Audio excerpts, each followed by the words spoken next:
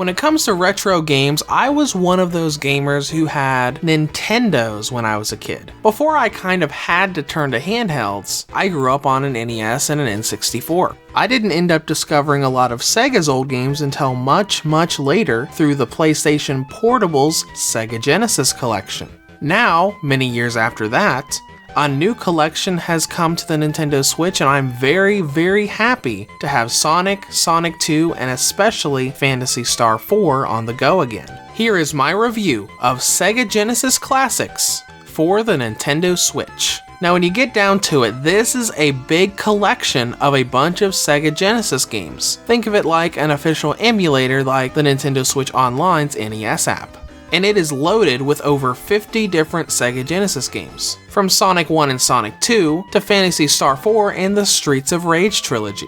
But we should stop for a minute and note that the PS4 and Xbox One versions actually have more games than the Nintendo Switch version of Genesis Classics. PS4 and Xbox One have access to Wonder Boy 3 and Wonder Boy in Monster World. For some reason, the Switch is missing these games. Granted, you still got over 50 games to go through, it's just worth noting that the PS4 and Xbox One have a couple more. Now let's get into the user interface and all the settings you can mess around with. Instead of having a straight menu like the PSP Genesis collection does, you actually have a sort of hub type area. When you boot up the game, you see a retro style game room with a CRT TV, a Genesis console, old-time speakers, VHS tapes laying everywhere, and a bookshelf filled with game boxes.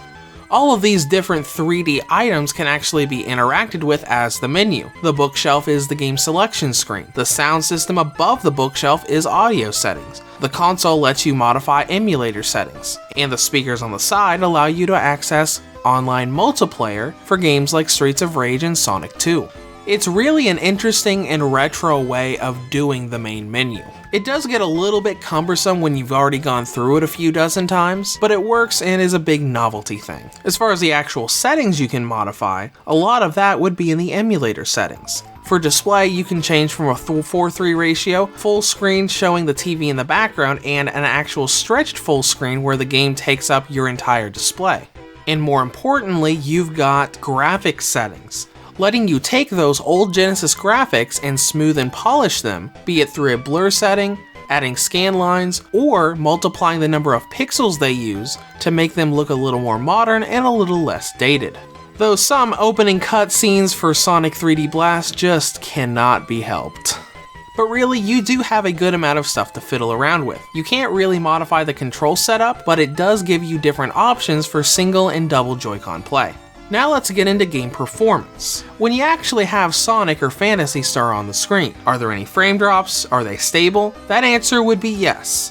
I haven't seen any frame drops or crashing or freezing in any of the games I've played. Sonic is just as smooth and fast as it's always been, and Streets of Rage is just as much of a button masher. The only issue I found with performance is the input lag. Most games in this collection have a bit of a delay between you hitting a button on your controller and the game registering that input. It is only about half a second, and the patch that released for the game yesterday did help with this lag, but it's still there and it's still noticeable. Now let's get into battery life, which I expected to be pretty high. Sega Genesis Classics has a battery range of 3 hours and 39 minutes on high settings, up to 4 hours and 48 minutes on low settings. As I expected, a lot of battery life. Now in conclusion, this collection brings over 4 dozen Sega Genesis games to the handheld community on the Switch. Although this version not having the Monster Boy games and the input lag do bring the experience down a bit, having Sonic, Sonic 2, and Phantasy Star 4 on the go again feels really great. Reviews to go rates Sega Genesis Classics for the Nintendo Switch a 9 out of 10. If you have any comments or questions, feel free to leave them below or head to the website at reviewstogo.com.